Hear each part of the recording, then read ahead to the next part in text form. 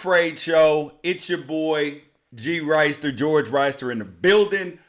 Former NFL player, former Oregon Duck, curator, creator, host of the Unafraid Show. Visit unafraidshow.com.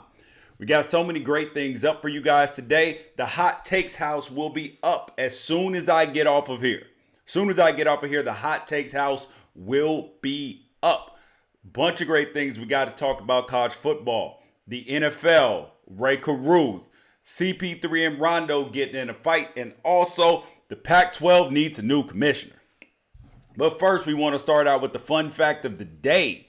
The fun fact of the day, which is always on the Hot Takes House on Monday. Today, did you know, fun fact, movie trailers were originally shown after movies, which is why they were called trailers. Made a lot of sense, but the only problem is that people wouldn't stay to see them. As usual, if you don't like anything said in the Hot Takes House, this is not, if you're timid, this is not the place for you. And send your grievances to I'm mad at unafraidshow.com, and they might make the next week's piece. Okay, first thing, rule number one. I posted a video of this on Twitter at George Reister and at Unafraid Show. The video of the kid, the high school kid or college kid, talking trash to the dude, telling him, come on. It was the defensive back. They're playing football, and the wide receiver just runs him smack dab over. And that made me think about rule number one in life, which is what my dad taught me. He said, don't let your mouth write checks that your ass can't cash. That was a piece of sage advice that my dad gave me, because it's cool to talk trash. It's cool to talk mess. It's cool to, do all these things, have all these antics. But if you can't back it up, you should be quiet. These are the rules. I didn't make up the rules, but these are the rules. Don't let your mouth write checks that your ass can't cash. You guys are watching the Hot Takes House. Please swipe up, share the feed, tell a friend about the Unafraid Show and the Hot Takes House. Next thing on the Hot Takes House, number two on the Hot Takes House. I'm actually encouraged about the toughness of NBA players after Rondo, Chris Paul, and Brandon Ingram got in a fight. I'm encouraged because for over a decade, NBA players have been pretending like they wanted to fight. Like nobody ever really wanted to fight. I mean, think about Matt Barnes even faking the ball at Kobe. He wasn't really going to do nothing. I mean, guys wanted to make people believe that they wanted to fight, but they didn't really want to fight. Rondo, Chris Paul, and Brandon Ingram had a throwback night to the NBA, the 80s and 90s. But the truth is, we don't ever really want to see fighting in sports because it's not cool. It's not a good look. Bad message for the kids. All of this. However, some things are worthy of a fight. Because under no circumstances can you spit in my face and think that you're walking away unscathed. Like, you're going to get in a fight if you spit in my face. I mean, and if for some reason I am physically unable to get to you at that moment, you better watch your back. You better watch your back, even in the shower, even at picnics. You better watch your back. And when it comes to kids, I'll tell you this. If that's my kid, because I don't condone my kids fighting. Like in terms of a first way of mitigating or dealing with problems. I don't condone that at all as a first measure. However, there are some things that are fight worthy and that you don't have an option about when it comes to fighting. You don't have an option sometimes. So, because if somebody spits in your face, they have literally taken, they have given up all their rights as a person. You are then able to get punched in the face. You can get kicked, punched, whatever, because that's some disrespectful stuff. You got all type of, you want to put your nasty germs on me. Man, hell no. And if my kid didn't respond, did not do anything to somebody spitting in his face, me and him gonna have a problem. Seriously. I mean, that's how deep this goes. Number 3 on the Hot Takes House. One of the most humbling things in sports because I don't think that people really truly realize how humbling this is the walk of shame that quarterbacks have to take to the sideline after throwing a pick six. It is completely underrated because like everybody in the entire stadium knows you just singularly screwed up. Like nobody else's fault. You chose to throw the ball there. Defensive guy made a good play, and then you sabotaged your team and gave points to the other team. I mean, and then the camera from the broadcast just stays on you. It just stays on you the whole time, and you're just walking to the sideline, feeling all the judgment from the fans. They try to walk past their teammate without saying anything. They just look like, damn, like I done messed up. I done screwed up. And they see all the judgment. They just feel it. And everybody's sitting there thinking, you idiot. Like you just threw the game away. I mean, and notice the quarterbacks that you rarely see this happen to. Drew Brees, Russell Wilson, Tom Brady. Like you don't see the top quarterbacks in the league throw pick sixes because they're good quarterbacks. But you see the Derek Carrs, the Blake Bortles, the Nathan Petermans, the Case Keenums. They throw pick sixes. But that walk of shame is serious, dude. Like, I mean, that's like trying to get to your house that's like leaving wherever you're at, wherever you spent the night at, in your club clothes, having to walk back home at about 10, 11 a.m. on a Sunday morning. Yep. That's the way the quarterback walk of shame is. And the only thing that I could think of that could rival the walk of shame of a quarterback is a kicker who misses a chip shot to win or tie the game. I'm talking to you, Washington Huskies versus Oregon, and the Baltimore Ravens versus the Saints yesterday. Woo! No bueno, buddy. No bueno at all. Number 4 in the hot takes house. When it comes to the college football playoffs, winning your conference and playing a good schedule are only relevant to non-SEC teams. Because they preach to us about the schedule, the media, all of this. They preach to us. Oh, your schedule, your opponents, they matter. No, it doesn't. SEC teams don't play anybody non-conference. And then they say, oh, we have the best conference. How on earth can you possibly have the best conference and prove you are the best conference if you don't play anybody in the non-conference? Georgia's played a grand total of nobody. It's got 0 quality wins, but you still put them in the top 10. And they'd be like, oh, wow, we're going to play Florida next week. How good do we know Florida is? Florida hadn't played anybody in non-conference either. So you're being judged against yourself. Oh, but the SEC keeps winning championships. No, Alabama keeps winning championships. And that's why I've said it all along. Alabama needs to either go independent because the other SEC teams are sucking at the teat, or they need to charge everybody else rent. Because the College Football Playoff Committee, when you go to the game, the $54 million that each conference gets is divided equally amongst the teams, and then the team in the championship gets a little bonus. Well, the other teams need to pony up more for Alabama because they're making them look tremendous. I posted a thing about UCF because their athletic director said that the media, they push this agenda. They do, and the College Football Committee goes along with it. Oh, they push the agenda. Oh, the SEC, schedule. But then don't discount the SEC schedules. I'm just curious about that. Makes no sense to me. Number 5 in the hot takes house. Are the Jacksonville Jaguars delusional or just self-sabotaging by continuing to act like Blake Bortles is going to get better? Because he's not. He is not going to get better. Give up the hope. I mean, he had a pair of fumbles yesterday, and he has had 26 games since the start of 2014. That's 14, 15, 16, and then 6 games into 2018. Committing multiple turnovers. 26 games committing multiple turnovers. The most such by any player in that time. NFL player in that time. What? And you think that this is going to change? No, he is who he's shown you who he is. Come on, man.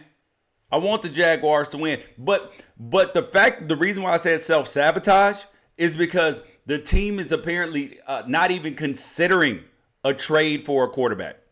Think about it.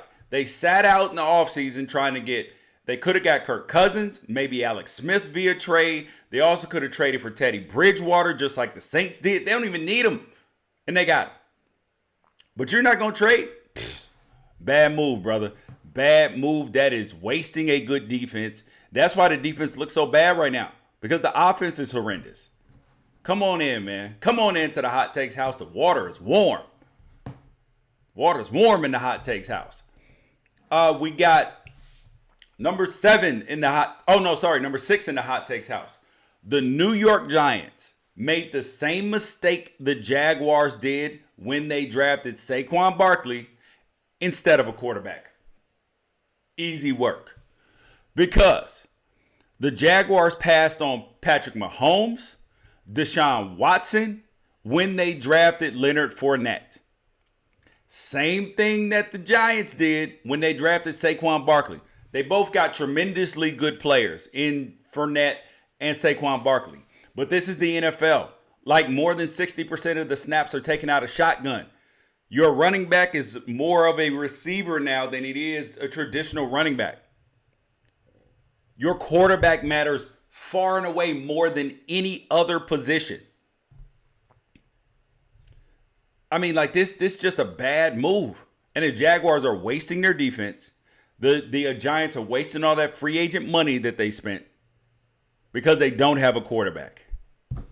Come on, the Hot Takes house, man. Number 7, the Hot Takes house here at unafraidshow.com. The article will be up as soon as we get off. The parity in the Pac-12 North is crazy.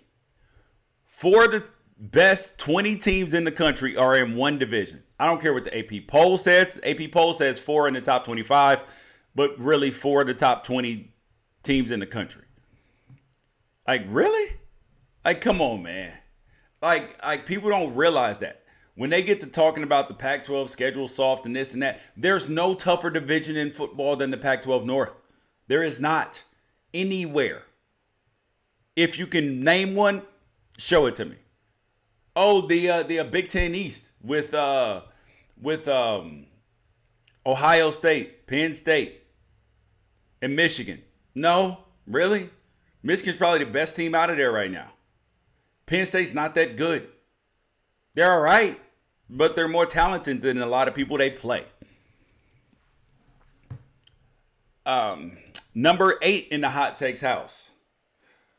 If USC fires Clay Helton, which a lot of people believe could be happening after the season, what coaches could possibly be lining up to leave their jobs to go to USC and take the head coaching job? I mean, really think about that. Would coaches, because mind you, Texas comes open, people will leave their job. If Alabama comes open, people will leave their job. When Florida State came open, Willie Taggart left Oregon. Is USC still one of these jobs? Because they call it a top 5 program job. But is it really? Like, they're getting top 5 talent, but they are not getting top 5 results right now.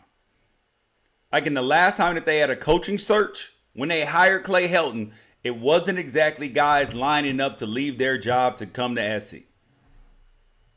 That's what I'm saying. Number 9 in the Hot Takes house. Oh, Doug Gottlieb had a fire take. I mean, this is steaming. He said this year's Chiefs home playoff loss is going to be glorious. They are so talented and fun, but we all know how this ends. I was like, damn, Doug.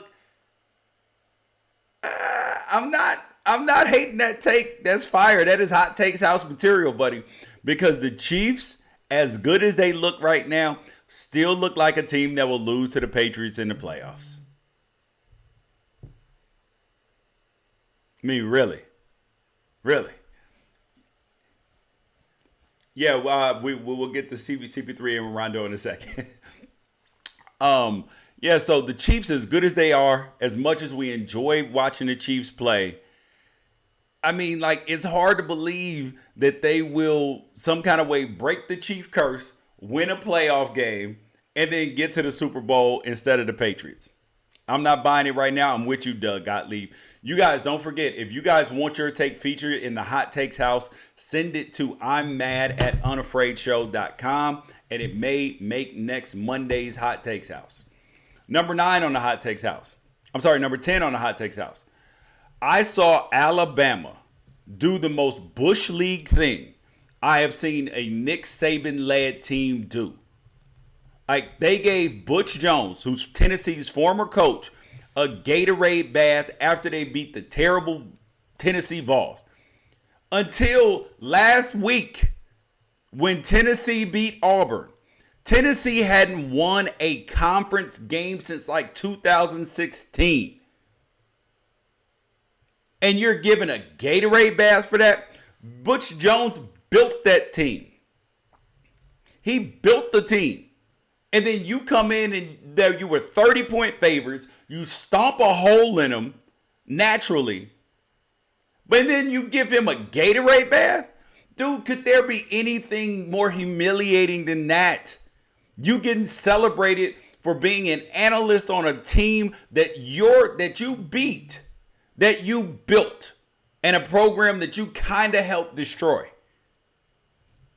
That's Bush League by Alabama. And if I was Butch Jones, I'd be like, listen, y'all mofos, don't you ever do that again.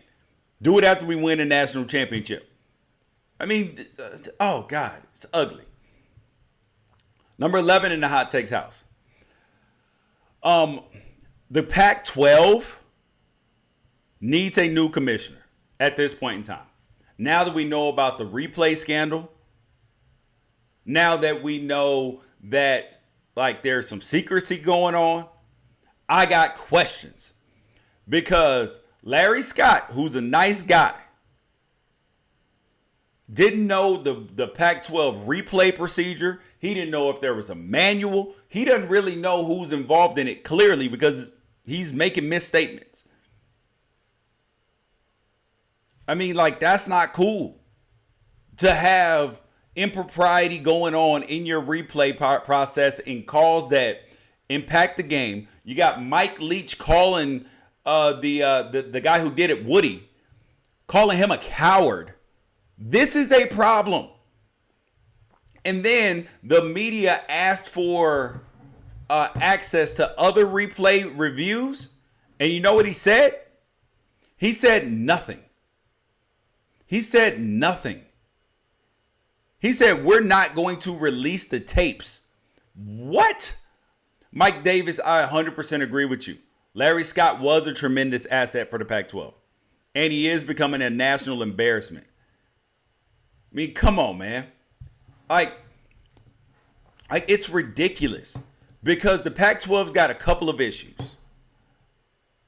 Okay, the first order of business has to be driving up engagement. That's got to be number one.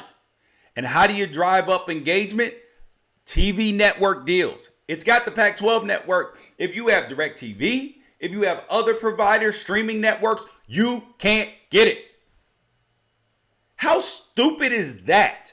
You have to find a way to make a deal or create your own way. I mean, that's just asinine. I have Hulu TV, YouTube TV, every other streaming service freaking possible, and I can't get the Pac-12 network. I mean, come on, man. And you think that your conference is going to be taken seriously when the SEC and all the other channels, they have, the Big Ten got its own network. People can see their games. Can't see the Pac-12, all the Pac-12 games. That is a problem. Because when people just are flipping through the channels and there's not a good game on, they're like, oh, snap, there's a good game on. Let me turn it on. Hell no, you can't turn on a Pac-12 game. Take away the impropriety and have transparency with the referees, who everybody is always mocking about having the Pac-12 has the worst referees in out of any Power 5 conference. Come on, man. And then also, have your best games at reasonable times. Like, if you're not going to get the network thing done, have your games at reasonable times. Like, you can't have them at 7:30 at night, having Cal versus Arizona, and one of them happens to be pretty good. Or Arizona State versus Michigan State at a 7:30 start p.m., and then nobody on the East Coast sees it because they're going to sleep because they're getting up and go to church Sunday morning. And then the last thing the Pac-12 needs to do is stop the party line about we care about all sports. The Conference of Champions. Yeah, it's got the most championships. Ain't got a football championship since USC won it. Because you're not doing enough to push the narrative. Like, you have to, like that's like people just saying, like, a bad story comes out about you and you're like, oh, well, everybody knows who I am. They know. No, you have to do PR. Like, this is 2018. You have to do a sell job on all of this. And Larry Scott's not doing that right now. I will be writing an article about that this week on unafraidshow.com. Make sure you visit. Last thing, number 12 on the Hot Takes House. Ray Carruth is now out of jail after serving almost 20 years surrounding the murder of Sharika Adams, the woman who was pregnant with his child, Ray Carruth Jr., who now has cerebral palsy. Me and my wife, Denisha, we did a video about this. It will be in the article. And the Charlotte Observer had a 7-day mega article about the entire case. I suggest you read it. It's fascinating. Like, this is on the level of, like, so there's OJ here. There's Aaron Hernandez here. The Aaron Hernandez story, which guaranteed will be a 7-part miniseries just like the OJ thing in a few years. And then there's the Ray Carruth story. That's got to be coming out too soon. You guys, this is the Hot Takes House. Thank you guys for joining me. The Hot Takes article will be up on the Twitter, on Facebook, everywhere else, Reddit, wherever else you can find it. Visit unafraidshow.com. Hope you enjoyed the Hot Takes House. They were burning hot today. Peace out. We will catch you guys tomorrow.